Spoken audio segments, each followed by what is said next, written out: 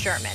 Sherman has become increasingly annoyed during his news conference on Tuesday. One media member concentrated on Sherman's questioning of coach's play calling last Thursday. Jim Moore of 710 ESPN Seattle asked Sherman if he thought he had a better handle on calling plays than offensive coordinator Darrell Bevell. Take a listen.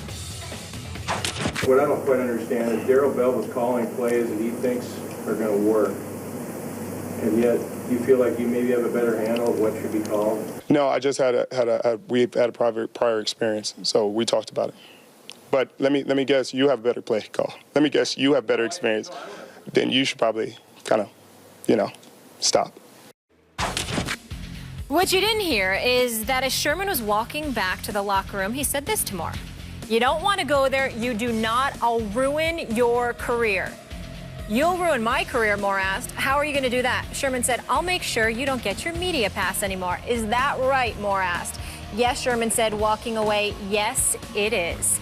So later, Sherman took to Twitter to apologize. I appreciate the role the media plays, and they have a tough job. I let it get personal today. I regret that. Next one should be fun. Stephen A., was Sherman out of line? Yes, he was. Yes, he was. And in the interest of full disclosure, Richard Sherman and I spoke last night directly about it. He said that he kind of lost his way.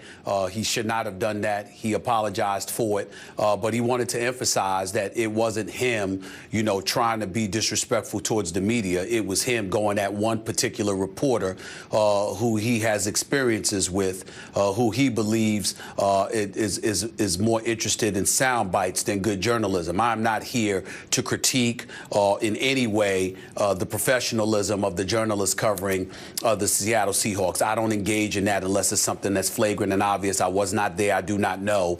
I'm just echoing Richard Sherman's sentiments in that regard. He felt like the guy was looking for a soundbite and was trying to antagonize him as opposed to somebody that was interested in good journalism and asking good questions that would probe a good response as opposed to, some soundbite or headline that can antagonize and exacerbate an already shaky situation. Having said all of that, it still doesn't excuse Richard Sherman. He recognizes that he was wrong, and he just said, hey, it's something that I can't allow to happen. I'm bigger than that. I'm better than that. It's not something that I should have done. I would like to also add that in the same breath that we say all of that, one of the reasons that we paired this in the same block as DeMarcus Cousins is because somebody would look to compare that to the DeMarcus Cousins situation. Both of them are smart. The difference is that DeMarcus Cousins appears to be more volatile.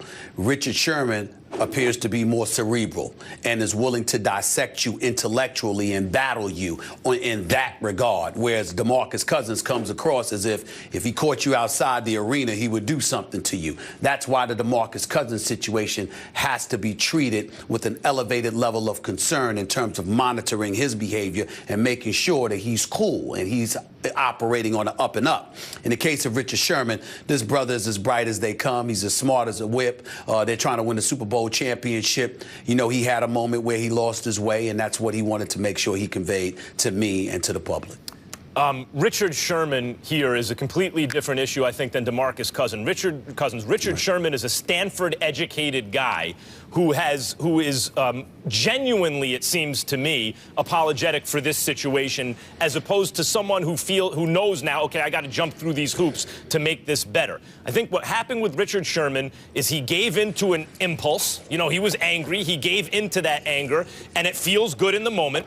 And afterward, maybe because he was caught, sure. Maybe had he not been caught, it wouldn't have mattered. But, he wouldn't have done this, or maybe he would have. But the point is, when confronted with this, he reconsidered his behavior. He realized it was impulsive and immature and irresponsible, and he holds himself to a good professional standard and therefore apologized for it. This is why Richard Sherman, in so many respects, is such an excellent example of the evolved modern athlete, and I'm a big fan. You should be a big fan, but I wanted to piggyback off of something you said. Not that you said anything wrong there, Max. I just wanted to, just for the purposes of some of the audience out there, the kinds of folks that I communicate with on a daily basis. Let me tell you something right now. Yeah, Richard Sherman is from Stanford, and that definitely is worthy of being mentioned, considering the fact that he's from the streets of Compton. And also in the same breath, I don't give a damn where DeMarcus Cousins is from. You've got to monitor yourself and exercise control. You can't bring the streets to a professional environment. There's no place for that, and we need to say that. In terms of Ivy League, you know, not that Stanford, I mean, Stanford is Stanford, and DeMarcus went to Kentucky. Well, hell, you went to Columbia.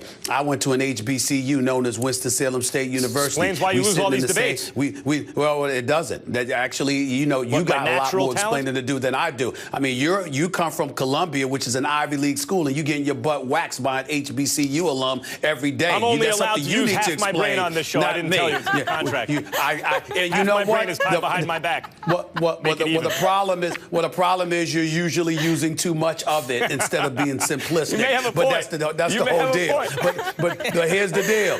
In the end, in all seriousness, what it comes down to is that I just feel it's important that DeMarcus Cousins has a bright future, man. This dude can be a superstar in this league.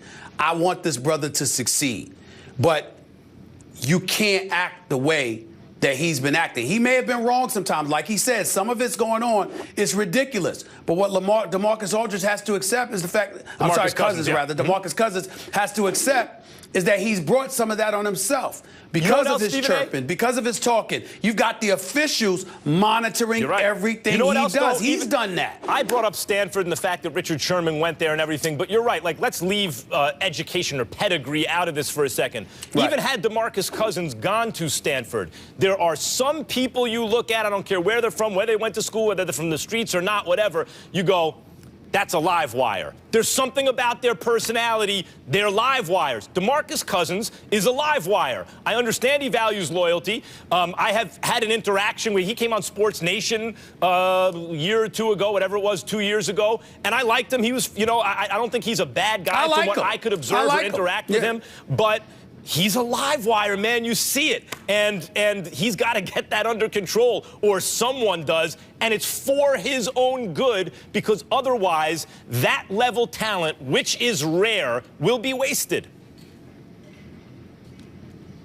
All right, that'll do it. Coming up next, LeBron. You notice, Molly, how nice I am? I'm letting Max have the last word today. I realize that's so important. I didn't know. I was like, I'm going to take it, get to this next debate. It's so important to him. I wanted him to have the last word. He did Final Take. Now he's the man. He wants to be the closer. So I want him to have that. You see what's going on, right? Yeah, Mariano Rivera right here to my left. I'll let him have it. I thought you were at a loss for words. From now on, play Enter Sandman, okay? Can we get the rights to Enter Sandman when I talk? All right, guys. LeBron moving up on the NBA's all-time He wants that, too. Don't think he's joking. He wants that. Moses alone for the number 8 spot. But is LeBron already a top 5 all-time player? You don't want to miss that discussion in just a little bit. And Jerry Jones is being, well, Jerry Jones. Don't miss the latest comments from the controversial Cowboys owner when first